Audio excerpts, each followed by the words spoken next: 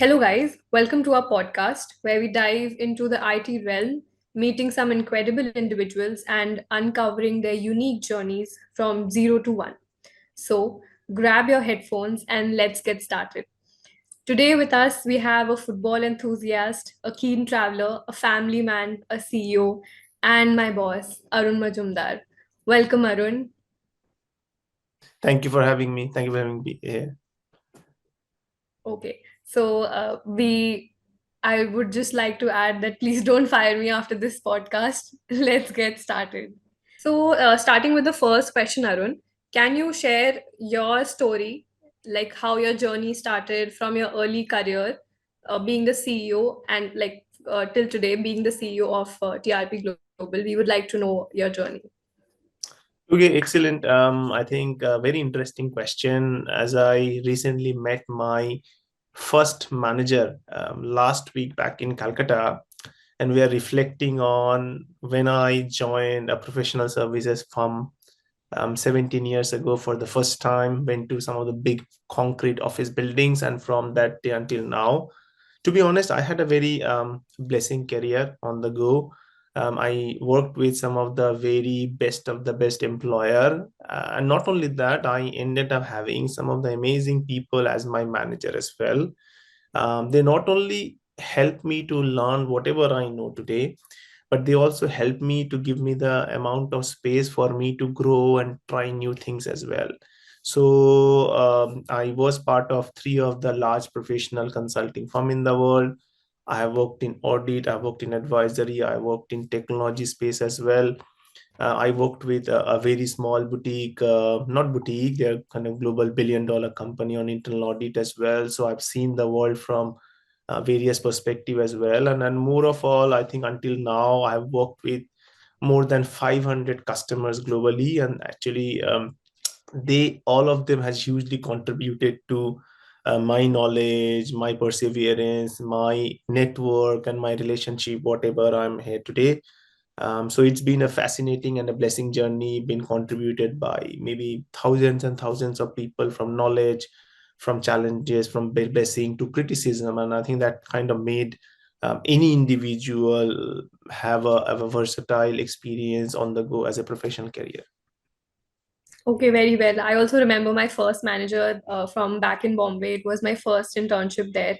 So, yes, I agree how managers can help you shape your career, and that's a blessing, I would say. Absolutely, absolutely. I can remember I joined PwC as a technical consultant, and I was not a technical good technical consultant at all.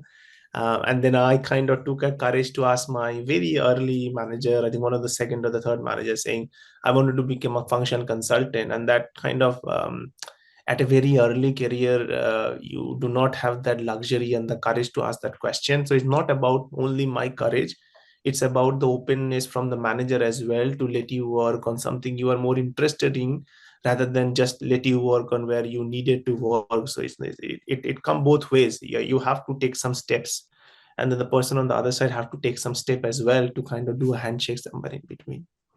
Definitely, definitely. I agree. It goes both ways. So, Arun, I have heard that you have had a very incredible football journey. Like, आपने मोहन बगान के लिए भी खेला है, right? So, can you share a bit about that as well? Yes, I think Mohun Bagan, being I think India's oldest football club, been there for more than 100 years now. I have played professionally until I was 18, 19 years old. At a very early days of my football career, I made a lot of money actually. And as a kid, as a 12, 13, 15-year-old kid in the school, that was a lot of money as well. So I kind of did various amount of naughty things with my money. But yes, that I'm a still member of Football Players Association of India. I'm still very good friends with from very top league national players as well. I was in the airport a couple of weeks back in Calcutta, and I saw the Indian national team and two, three people who are very senior people on the team. I would not name who. They kind of recognized me. We had a bit of chat. They met my daughter, and then they understand my daughter is also playing football as well.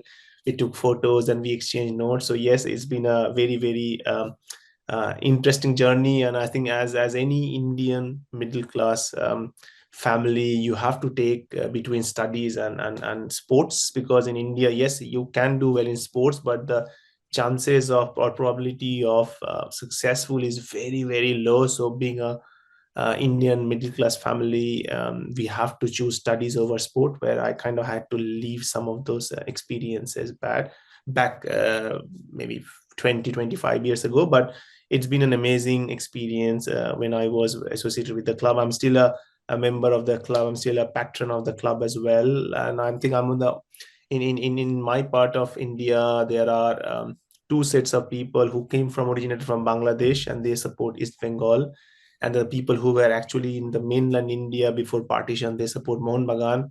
I'm the only person who has origin from Bangladesh but still support Mohun Bagan as a club, which is very, you'd not get anyone like me who support Mohun Bagan as well. So that's a very very unique supporting regime I have. Wow, that's lovely. I remember my school days when I also used to play basketball, and like you mentioned that there comes a point in your life where you have to Yeah. choose your career or sport, and so my father has had the same thing to say that you now is the time to push yourself towards your career. So that's I think India being a very very middle class dominated country, maybe still it is. I think it's a story for everyone, or most of us, where people excel something else, but then because of sheer very less chances of success in their own field, they had to study. And I think that's become, I think, believe is hurting overall the sporting ability of India. You see Olympics, you see various other sporting events. It's being a more than a billion people. Why we cannot produce good athletes and good players, and that's kind of contributed to that middle class earn your bread for the family kind of scenario. Whereas I'm in the UK right now, where you see you wanted to be a shoemaker, you wanted to be a chef, they have equally good career opportunity like an engineer or a doctor, or very closely. So I think until that point, I think we'll as an Indian, as a nation, will struggle to produce good amount of non-traditional careers, people who are coming in and excelling in them. I agree. Well, I agree. So I remember back when I used to play basketballs, there were actually lessons that I learned from basketball. So I would like to know that what are the lessons from your football days that have been the most valuable in the business world? This question is very close to my heart. Okay, I when I became a parent and I was thinking about what my daughter should do from a sports perspective, because you need to engage in some of the sport. I always thought about group sports. I think she does tennis and she does football, and I believe these days cricket and some of the other sport as well. But there is no alternative to group sport. Okay, in a individual sport like tennis, like badminton, you can excel. You could be a solo player as well. But in a game like cricket or football or any other group game, you mentioned basketball, you have to be part of the team, and you need to understand that the strength and weakness of each of the player, and you have to mold in that way. And as I keep telling my daughter, that it does not matter if you play goalkeeper or striker or defender or just mere bring the drinks bottle to the field. It is always help you to build character and working in a team environment when you kind of come from a sporting background or a group sport background. I have very personal experience towards that. When I joined one of the professional services back in India in the audit function for the first time, I was really struggling to fit in because I was not from audit background. I'm one of the exceptional engineer who work in kind of an auditing field, have no auditing experience, no certification at all. And it was very, very difficult in terms of blending in. But when I started playing with that audit team football, kind of they helped me to kind of started engaging a little bit more and help me out beyond the way you kind of help a colleague as well. So they kind of help you to break a lot of ice. It help you to build a lot of team building and team management skills, which are absolutely best to none, because in this world of collaboration and connectiveness. You cannot win a solo battle. Even if you look into, I don't know, players like who play individual sport like Roger Federer, they have a massive team of 20, 30, 50 people behind the scene. So you cannot win yourself a battle. You have to have a team behind you to win the battles and the war. So a group sport would always teach you how to kind of work in a variety of environment where no five fingers are similar. And I would encourage anyone to pick up any group sport and kind of really be engaging in that area. Right, right. I totally agree with that, and I think we both of us would agree that like group sports have helped us shape our lives better today.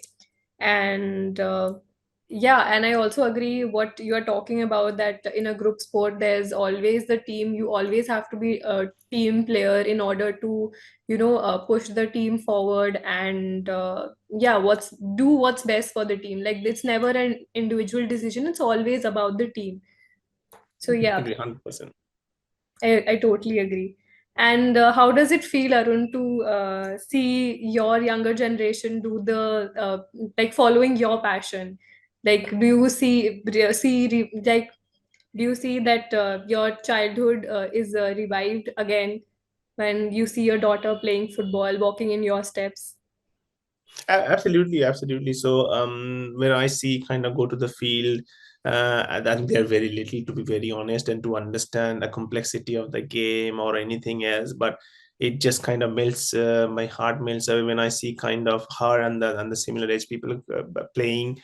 As I travel to various part of the world, I see football match happening. I actually stop for a minute if I have time, and maybe watch a match for 15, 20 minutes myself, and that really helped me to calm down and stress it down as well, which is very big part of everyone's life. That I think stress is everywhere. So it helps me to stress down depending on, I kind of watch a match. I follow a local team. I actually used to play for a very much local team as well until I hurt myself very recently. I'm not 20 years anymore, though my heart says 20 years, my body is becoming 40 years, so there's a bit of disparity between decisions. But it kind of helped me to stress down and kind of go back to my early days of my amazing memories.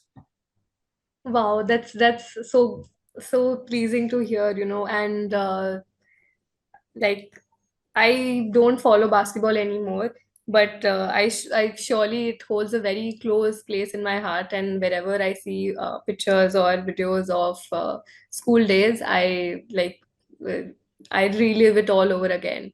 So, you mentioned that football helps you calm down, and I would like to ask you, like, in daily life, how do you deal with stress? And is there any mantra that you follow and you would like to, pass it on to the younger generation, or especially the new members of your organization? I think stress is everywhere. Okay, so let's accept that anyone doing any role, maybe I don't know, someone chef in a restaurant, or cleaner in somewhere else, or maybe a consultant, or maybe I don't know, maybe Joe Biden from Rishi Sunak and Narendra Modi as well. Everyone has to deal with various amount of stress. I'm no expert in that area, but I try to do whatever helps me. I try to do a lot of interesting things. So I kind of read a lot these days, because I think there's no secret that reading helps you to kind of gain some knowledge, which is going to be immensely beneficial later on anyway. So I do very interesting read on new topics, on emerging technologies and thread, and sometimes just good articles as well, which is like help me to understand the sales process, the overall employee engagement process, customer engagement process as well.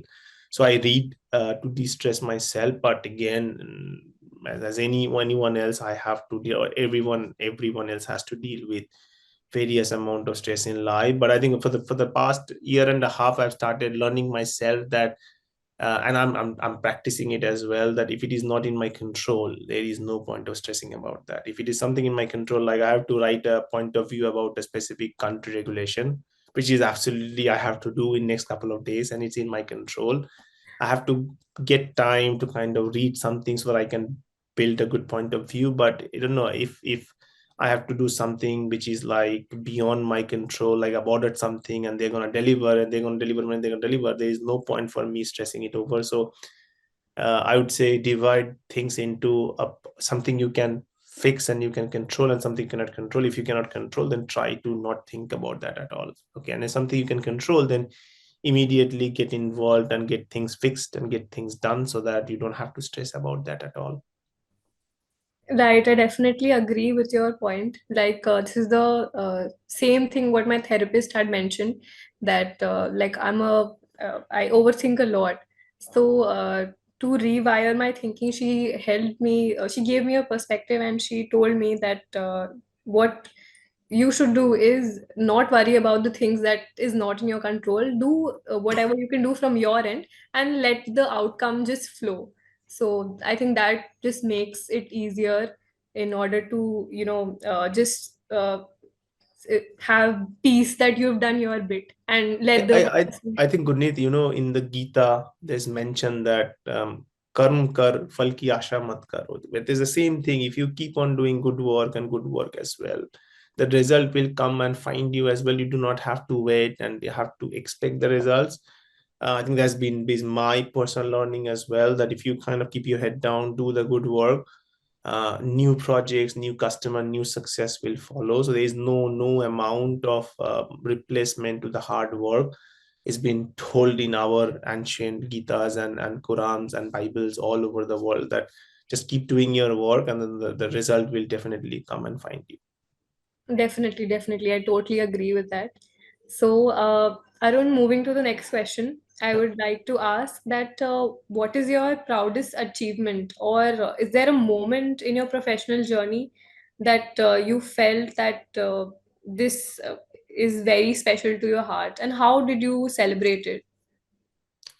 I think very interesting question. I think as I grow wiser and my hair turns more gray, I think the definition of that achievement sometimes changes. It depends on where you are in terms of your professional personal journey. Um, what things are you going through? Like, are you down or up, or are you emotional? Or are you kind of really high on the energy and all of that?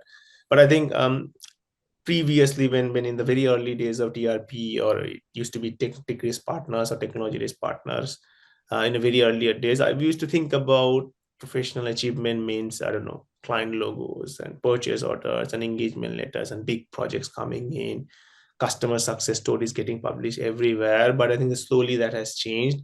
I think I can tell you recently, after pandemic, when we started traveling again, I went to Dubai for the first time. Okay, and I was going from very downtown Dubai to Abu Dhabi on a taxi. It was going through the Sheikh Zayed road, and while going on that road, I saw metro stations, actually multiple metro station named after our clients, multiple billboards and big posters around some of the clients. And then you started seeing some of our clients sponsoring IPL teams and doing amazing thing in the world. And you take a moment to appreciate the whole journey had been that whatever capacity and form you help that client, even in a, I don't know, maybe a 0.00001% in their journey to achieve what they have achieved today, and each one of them. And that's where I think I felt hugely satisfied and hugely emotional as well, that we are helping those clients to go and serve back their community and their customer in an unimaginable way. And if we are able to contribute to 0.0000001% to their journey, that's an amazing achievement for all of us. So nowadays we start looking into, we kind of travel through airports and we see TV ads and see a client logo coming in, then that I think makes myself personally very emotional and very proud at the same time, that we are able to add some value on their journey, where they are able to add value back to their customer and their community on the way. And that's a great achievement. No one can take it back from us. So, starting from like the appreciations that you've received in your previous company, like, and closing deals in TRP. So, like, I think both in comparison are two different feelings. But how would you describe it?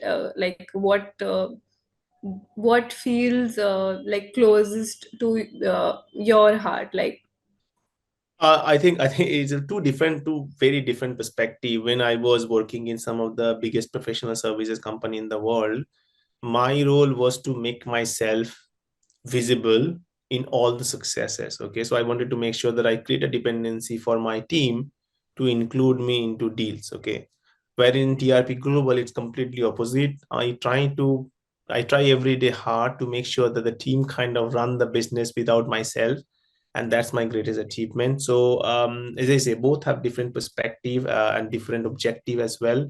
But it's been as I say, you cannot have a successful career previously when you are usually an employee. If you are working with employer, there has to be a handshake between your good work and other people appreciating your work. So I've been always, as I say, very fortunate enough to work with managers and seniors who were very appreciative and given me the opportunity at the right time.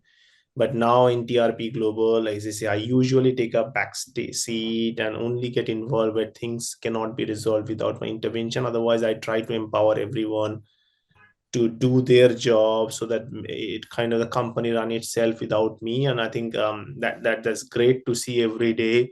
Every week we send about, I don't know, maybe 5 to 10 proposals to customer. I think more than 70-80% do not come to me even for review, and then we close deals, and sometimes I have no idea when we engage with that customer or the prospect, what was the scope of work, how are we going to deliver it, and all. And that's kind of really massive satisfaction at my level to see things are working. And yes, everything could be made better, and that we are kind of identifying some challenges on the way. But again, as a small company, what you achieved today is could not be done without the group game as well, or the team game. So going back to the point around what we have learned from individual sport, as we both had been to participated in the past, is about working in a team and try to harness the positivity of the people or where they're very strong at, and then try to hide their weaknesses along the way where they are kind of exposed a little bit. So it's kind of balancing those. Right, right. I agree, and I think now that you've taken a back seat and you see that it's pretty much automated, like, so I think it must be a very wonderful feeling seeing your company run like the way you want it to. There's always room for improvement. Every day we Yes, find out definitely, definitely. something is not working or broken, or maybe could be more automated, could be more better. So that's what we are trying to do it every day. It's a long battle. Like even you go for the professional services firm, 60-70 billion-dollar company, still trying to improve their processes, their technology, their user experience, their internal operation, external customer deliveries, frameworks, and all of that. Everyone has that challenge at their own way, and with the technology changing so rapidly, if we are not adopting to the right technology and the technology shift, then we become dinosaurs very soon. So it's kind of, and I think small businesses like us are being very agile, and that's kind of agility is really giving us value, where client do not have to wait for 10 weeks to get a response. The client do not have to wait for a couple of weeks to get an email answered. We are always available for customer, and I am very proud to say one of the biggest customer of ours called me 10 o'clock in the night and, hey, say, can you dial into a call? I say, yeah, absolutely fine, extend me the invite. So we are that agile from very bottom to top to say, okay, whatever needed to be done for the customer success, we are there. And that help us to get emotional when we see those customers doing amazing thing with their communities and their customer bases. Right. So my next question to you, Arun, is we've seen successful leaders, and they are known for their routines and habits. So can you share your weekly or daily routine? Like, do you go out with your family on camping, or what do you do to de-stress yourself apart from work? Um, I usually work 12-16 hours every day, so I hardly get any time, but I try to take the whole Saturday off as much as possible. Sometimes there are commercial meetings happen, proposal meeting happen, or some other meeting happen, which could not be avoided. But I try to keep the Saturday off. Yes, I go on holiday quite a number of time over the years. That's a project funded by my wife, usually. so I'm not paying from my pocket, so I do not mind to go on holiday. And my daughter is trying to become the youngest person to travel all the countries in the world. She has done now 54. So you Wow. see us extensively traveling, but I sometimes have to completely detached from work, or sometimes I have to kind of slightly get engaged because of some decision or some challenges cannot be resolved without me, because it's a very small company as of now. I plan my day quite well. I look into previous night, I look into my diary and do some diary management to make sure that I'm available for most of the meeting and some customer commitments which we have on a day-to-day basis. I have a list of tasks which I'm going to accomplish every day, and I kind of start with a list in the morning and review that list in the evening. If there is some spillover, I move them on to next day, or maybe delegate it along, because I have that luxury right now.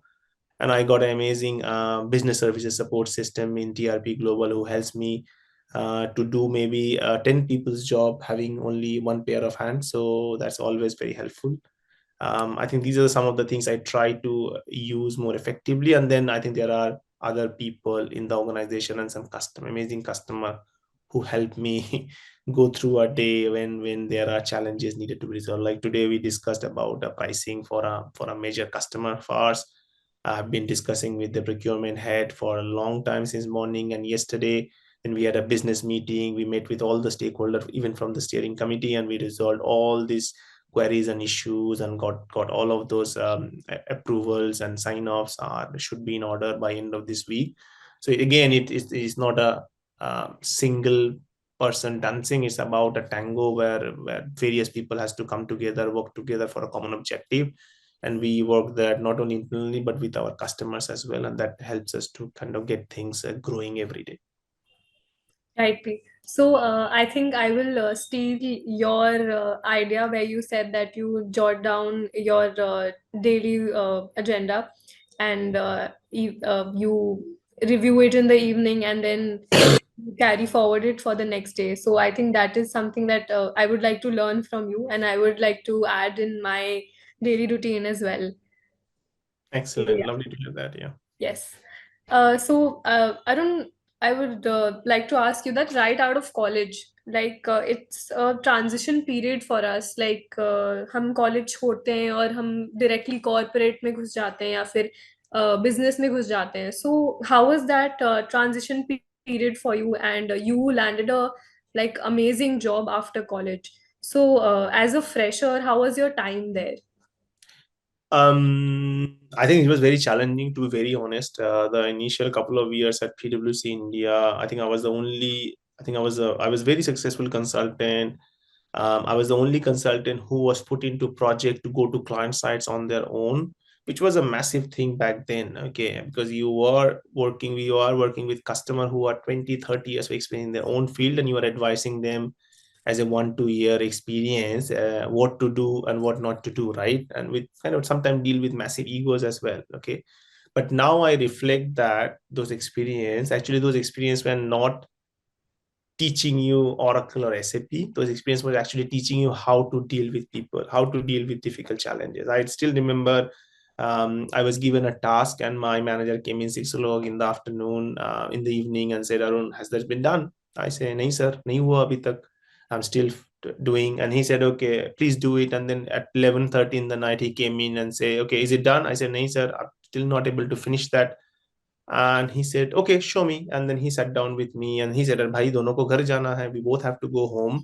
So we sat down and he started looking into my code, and he said, oh, yahan pe ye change karo, then ho jayega ye. Then I changed that, and then it started working. And I said, um, sir, you could have told me 6 o'clock in the evening, so we both could have gone home 6 o'clock.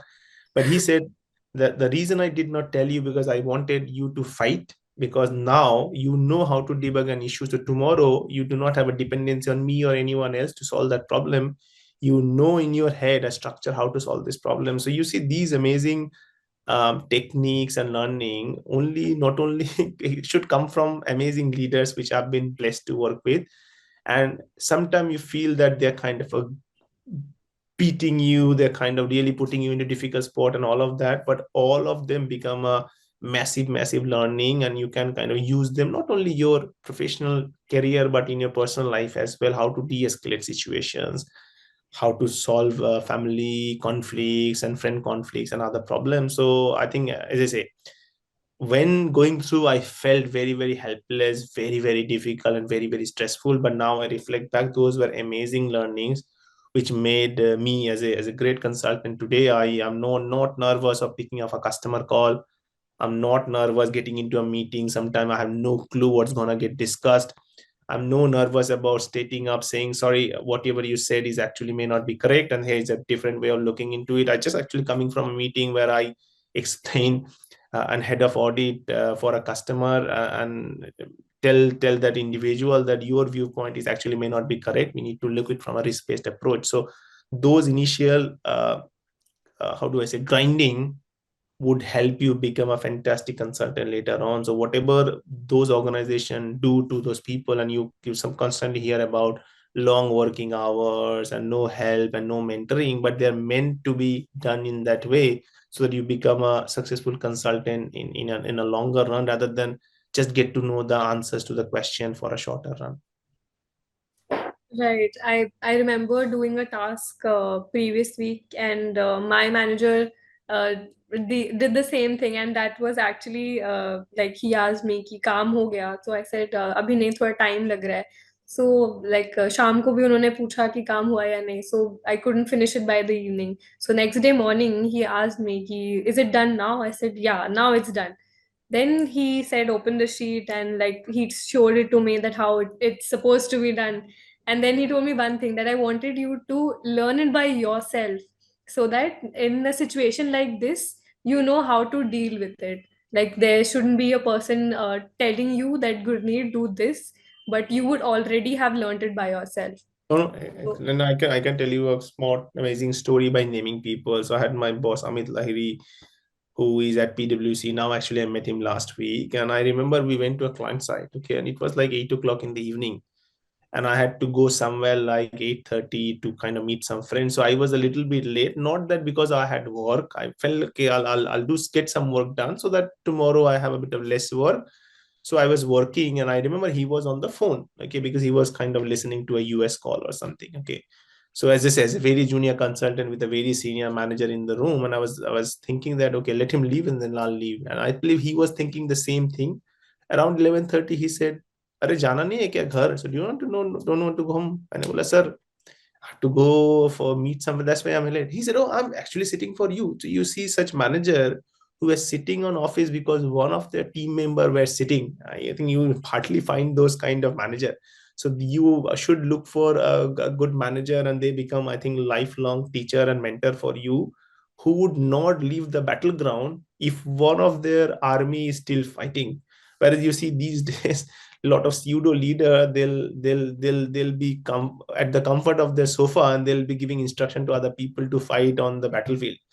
I think you have to go and find those managers as well, who would stick their neck for you, who would be on your side thick and thin, and they'll help you to become a consultant absolutely in the longer run.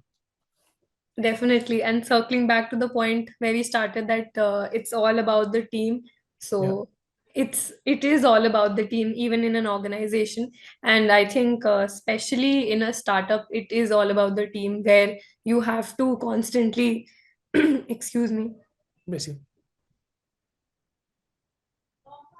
So I was saying, where you have to constantly bring each other up, so that in order to move forward together. No, no, absolutely, absolutely. So, in this organization, Arun, many people consider you as their mentor. So, can you speak about your mentors? Like, as you mentioned, that it's very, very important to have mentors and your mentors and managers in your life to have a significant impact in your journey. So can you mention anyone who has had that space in your life? It's a very interesting question. Actually, I've got four mentors, and three of them are big four partners, which I cannot name them because they are competition. And one of them is an industry leader as well. So I speak to them very often, sometime once, twice a month, about various topic. We do not discuss business because it will be conflicting. but they help me immensely in terms of understanding some challenges, some market trend, and how to deal with some of the issues which is I have never experienced before. So it's good to have good mentors as well. Always have them around, have some impartial conversation, because they'll help you to look into and bring perspective to a conversation which you may not be able to do it your own way. And reach out to them every time. I think they're if they're good mentors, if they're amazing leaders, they would be okay, and they would be love to mentor you. So always find good mentors. As well as I have four of them, and they had been blessing for me. So when I was thinking about leaving a very high paying job and starting a small boutique risk consulting firm, they added various perspective. And I think there was the two of them were not sure, though they have no personal interest whatsoever, if I would have stayed in a role or I would have left. And two of them had been very supportive, but also at the same time criticizing the decision as well, saying thought about the pros and cons and all of that, to say they helped me to understand, look into the pros and cons of those decision. And whenever I took the decision, they helped me along the way in terms of network, in terms of contact, in terms of learnings, in terms of guiding and navigating through challenges as well. So yes, in a professional service as well, it's must that you have multiple mentors who add you very persuasive. As I say, I have four of them, and maybe I'm looking for more. And I'm really truly honored and blessed to have time from them. They each of them are very busy in their own field, but with my request, they make time. As I say, sometime twice a month, half an hour, 1 hour, I sometimes meet them as well, to get various feedback from them. It's must have to mentor, to have mentors around you who give you direction, guidance, and challenge you without any biases, without any of their self-interest. And it's not difficult. It's difficult to find them, to be honest. But once you find them, they can be a lifelong treasure for you. Right.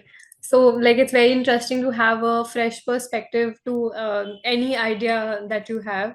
So, like you mentioned, once you have them, you should keep them close. Same goes for friends as well, I would suggest. Absolutely. So, so Arun, we have almost come to the end of our podcast, and this is my last question to you. So, like our company, TRP Global, this is like your child, and we have grown a lot over the years. So, where do you think, where is your vision, and where do you think that in the next 5 or 10 years, we would see this company? It's a very interesting question, and I think the answer is I do not know. But to be honest, we are working towards building a $1 billion brand, and that's our long-term vision and mission. But you cannot build $1 billion brand before you're building $500 million brand, and before you're building $100 million brand. So we are taking a step ahead. We are quite close in terms of around 30 to $50 million mark, and we are kind of winning projects every week. I think we are very small steps away of winning maybe multiple projects in a week. Our quarter numbers from a sales perspective are becoming stronger and stronger and stronger, and actually becoming double every quarter. But now the delivery has to pick up as well. Yes, it has its own challenges, but we come from an amazing nation, India, so where we can build successful services businesses very easily. But we also have a product business which kind of works as an IRM. So we are quite excited of the journey. I think next 5 to 10 years, whatever is the valuation or the revenue of the company, we're going to disrupt the risk management space, both from services and the technology perspective, in a way which is, I think, even we cannot imagine. So we are looking forward for that disruption. Okay wonderful Arun so समय को दायरे में रखते हुए मैं आपसे विदा लेना चाहती हूँ and it was great talking to you Arun thank you for your valuable time and sharing about your life we all of us hope to learn from you and keep on inspiring young minds and I really look forward to meeting you soon in person in some event at some event definitely.